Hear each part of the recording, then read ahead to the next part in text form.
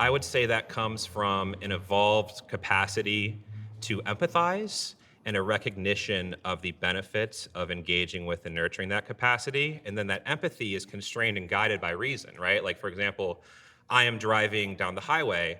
There's a kitten in the road. I'm going to empathetically feel, oh my God, I want to save the kitten. But then reasonably, like, I'm going to get hit by a car, right? So that's sort of the process through which I make ethical decisions. Okay, Is how do empathy you- constrained by reason? Do you think that people can differ in their response to something empathically? Yeah. Is there a mediating principle that can tell you one person who's empathic and another person who's empathic that disagree, who's correct?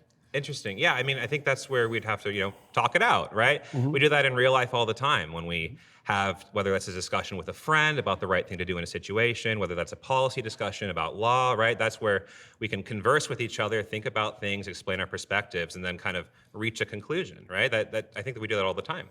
So Elijah, the prophet Elijah, defined God in the Old Testament as the voice of conscience within. Okay. That's a definition. So you're saying by that definition of God, I guess, see, this kind of goes back to where I'm saying initially. I'm not defining it. Elijah defined so it. as Elijah defines It's God. defined that way in Jonah, too. Okay, so as Cardinal Newman also got defined it. it that way. As I'm sure you know many people who've defined it that way, and it's impressive. You're a very knowledgeable person. I'm not trying to be impressive.